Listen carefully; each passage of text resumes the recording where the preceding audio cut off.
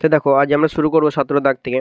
17 দাগের এর দাগের একটা দেখো কি বলেছে, যে আর একক দৈর্ঘ্যের ব্যাসার্ধ বিশিষ্ট একটি নীরের গোলককে গলিয়ে আর একক উচ্চতার একটি নীরের লম্ব বৃত্তাকার শঙ্কু তৈরি করা হলো। শঙ্কুটির ভূমির ব্যাসার্ধের দৈর্ঘ্যটা কত সেটা আমাকে বের করতে হবে। তো দেখো, একটি নীরের গোলক, তার দৈর্ঘ্য কত আর, উচ্চতা কত আর, এটাকে গলিয়ে লম্ববৃত্তাকার শঙ্কু তৈরি করা হলো। সেই শঙ্কুটির ব্যাসার্ধটা কত হইবে। তো দেখো 17 দাগের এর একেরটা, তাহলে গোলকের আয়তনের সূত্র আমরা কি জানি, 4/3 পাই আর কিউব। এটাই হচ্ছে আমার গোলকের আয়তনের সূত্র, এবং আর এর মান দেখো আরই দিয়েছে, মানে ব্যাসার্ধ আরই দিয়েছে। এইটাকে গলিয়ে আর উচ্চতার একটা নীরের লম্ববৃত্তাকার শঙ্কু তৈরি করা হয়েছে। বেশ, তাহলে গোলকটার যা আয়তন ছিল, শঙ্কুটার তো আয়তন সে হবে 1/3 পাই আর স্কোয়ার এইচ। ঠিক আছে, পাই আর স্কোয়ার এইচ হয় আমার কি শঙ্কুর আয়তনের সূত্র। এবার দেখো আমরা এখানে একটা জিনিস করব, সেটা কি না, সেইটা হচ্ছে তোমার আমাকে বের করতে বলেছে শঙ্কুর ভূমির ব্যাসার্ধ দৈর্ঘ্য। তাহলে ধরে নেবো যে শঙ্কুর ব্যাসার্ধের দৈর্ঘ্য হচ্ছে তোমার এক্স, ওইটা বের করতে হবে। ঠিক আছে, তাহলে এখানে এক্সের স্কোয়ার। আর দেখো এইচ হাইট, উচ্চতা কত বলে দিয়েছে শঙ্কুটার, আর একক, তাহলে এখানে আর বসিয়ে দিতে পারি। ঠিক আছে, দেখো 3 ক্যান্সেল, পাই ক্যান্সেল, আর কিউব, এখানে একটা আর, মানে এখানে দুটো পড়ে থাকছে। ঠিক আছে, তো 4 আর স্কোয়ার সমান এখানে শুধু এক্স স্কোয়ার, তাহলে শুধু এক্স সমান কত হবে, √4 আর স্কোয়ার। তাহলে 2 × 2 × আর সমান 2, দুটো 2 থেকে একটা 2, আর দুটো আর থেকে একটা আর, মানে 2r হচ্ছে আমার শঙ্কুটির ব্যাসার্ধের দৈর্ঘ্য। ঠিক আছে, চলো নেক্সট অঙ্ক দেখো। একটি নীরের লম্ববৃত্তাকার শঙ্কুকে গলিয়ে একই দৈর্ঘ্যের ব্যাসার্ধ বিশিষ্ট একটা নীরের লম্ববৃত্তাকার চোঙ তৈরি করা হলো, যার উচ্চতা 5 সেন্টিমিটার। তাহলে শঙ্কুটির উচ্চতা কত? তাহলে এখানেও তাই, ধরে নেবো যে শঙ্কুটির উচ্চতা, দেখো ধরি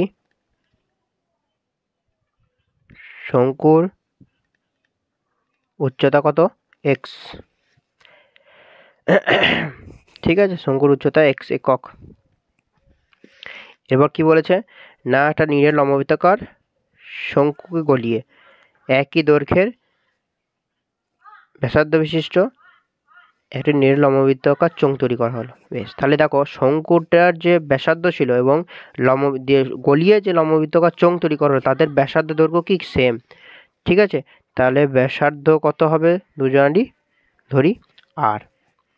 ওকে দিয়ে গলিয়ে এবং শঙ্কুর তৈরি লম্ববৃত্তাকার চোঙ তৈরি করেছে, তার উচ্চতা 5। তো শঙ্কুটির উচ্চতা দেখো, তাহলে আমার শর্তে শঙ্কুটির আয়তন যা হবে আর চোঙের আয়তন সেম হবে। শঙ্কুর আয়তন 1/3 পাই আর স্কোয়ার এইচ। ঠিক আছে, এবার শঙ্কুর উচ্চতা কত ধরেছি, এক্স, তাহলে এক্স বসিয়ে দেবো, সমানই হচ্ছে চোঙের পাই আর স্কোয়ার এইচ। এবারে চোঙের লম্ববৃত্তাকার চোঙ তৈরি করে তার উচ্চতা বলে দিয়েছে 5, সেটা আমরা বসিয়ে দেব। দেখো উভয় পক্ষে পাই ক্যান্সেল, আর স্কোয়ার ক্যান্সেল। ঠিক আছে, তাহলে আমার দাঁড়াচ্ছে কত, x/3 সমান 5। তাহলে x সমান 3×5 = 15, মানে x মানে 15, মানে শঙ্কুর উচ্চতা হচ্ছে কত, 15 সেন্টিমিটার। ঠিক আছে, অপশন বি। ঠিক আছে, তারপরে দেখো 3 দেখো, একটি লম্ববৃত্তাকার চোঙের ব্যাসার্ধের দৈর্ঘ্য আর একক। একটি লম্ববৃত্তাকার চোঙের ব্যাসার্ধের দৈর্ঘ্য আর একক। ঠিক আছে, চোঙের ব্যাসার্ধ দৈর্ঘ্য আর একক। দেখো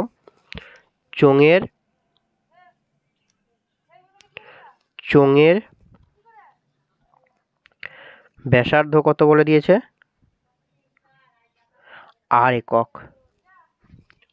ঠিক আছে, চোঙের ব্যাসার্ধ আর, উচ্চতা কত, 2r, উচ্চতা কত, 2r একক, উচ্চতা 2r একক। ঠিক আছে, এরপর দেখো যে বলেছে যে চোঙটির মধ্যে সর্ববৃহৎ যে গোলকটি রাখা যাবে তার ব্যাসের দৈর্ঘ্য কত। তো দেখো এরকম একটি চোঙ ছিল, চোঙটির মধ্যে সর্ববৃহৎ যে গোলকটি রাখা যাবে তার কি বের করতে বলেছে, তার ব্যাসের দৈর্ঘ্য। এবার দেখো তোমার গোলকটির চোঙটির ভেতরে যে গোলকটি রাখা যাবে তার ব্যাসের দৈর্ঘ্য আর চোঙটির ব্যাসের দৈর্ঘ্য দেখো সেম, তাই না? মানে চোঙের ব্যাসার্ধ যা হবে ওই গোলকটি চোঙটির মধ্যে রাখা গোলকটিরও ব্যাস তাই হবে, চোঙের ব্যাস প্লাস গোলকের ব্যাস সমান হবে। ঠিক আছে, তো দেখো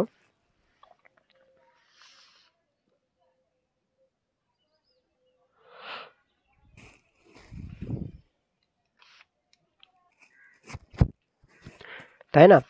তো দেখো তাহলে আমার এখানে কিছু বের করার দরকারই নেই, তাই না? তো চোঙের ব্যাসার্ধ আর, তাহলে চোঙের ব্যাস কত হবে, 2r, কারণ ব্যাসার্ধ যদি আর হয় তাহলে টোটালটা আমার কত হয় না 2r হয়। ঠিক আছে, এরপরে সেম টু সেম তাহলে তোমার চোঙের ব্যাসার্ধ আর দাঁড়ালো, চোঙের ব্যাসার্ধ কত দাঁড়ালো, আর দাঁড়ালো, চোঙের ব্যাসার্ধ কত দাঁড়ালো, আর, তাহলে চোঙের ব্যাসার্ধ আর, তাহলে তোমার যে গোলকটি চোঙটির ভেতরে যে গোলকটি রাখা যাবে সর্ববৃহৎ, চোঙটির ভিতরে যে সর্ববৃহৎ গোলকটি রাখা যাবে তার ব্যাসার্ধ তার ব্যাসের মান কত হবে, তাহলে সর্ববৃহৎ গোলকটির ব্যাসও কত হবে, 2r একক, কারণ চোঙটির যা ব্যাস গোলকেরও তাই সেম ব্যাস। ঠিক আছে, ওকে। তারপর দেখো চারেরটা কি বলেছে না, আর একক দৈর্ঘ্যের ব্যাসার্ধ বিশিষ্ট একটি নিরেট অর্ধগোলক থেকে সর্ববৃহৎ যে নিরেট শঙ্কু কেটে নেওয়া যাবে তার আয়তনটা বের করতে বলেছে। তো দেখো একটি নিরেট অর্ধগোলক, চারেরটা নিরেট অর্ধগোলক,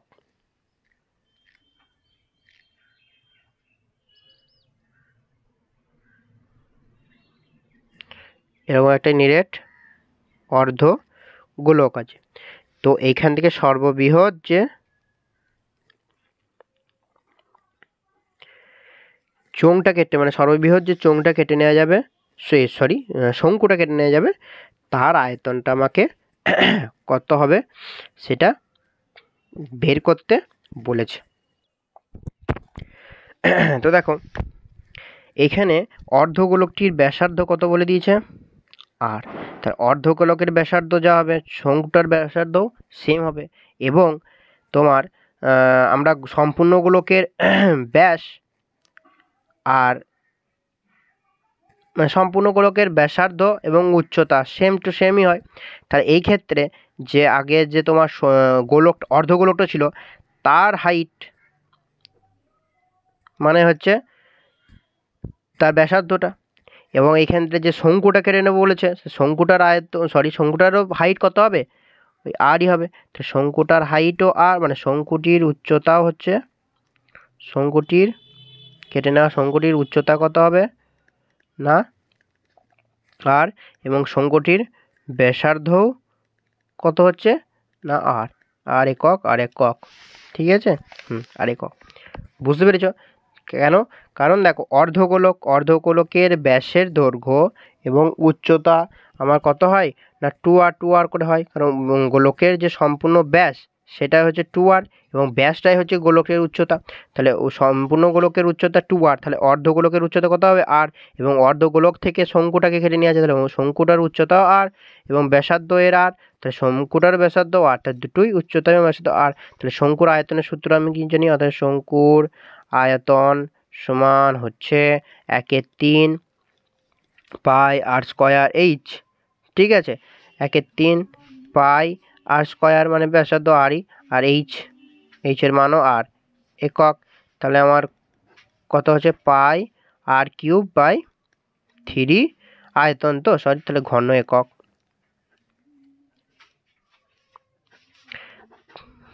পাই আর কিউব বাই 3 হচ্ছে আমার শঙ্কুটির আয়তন।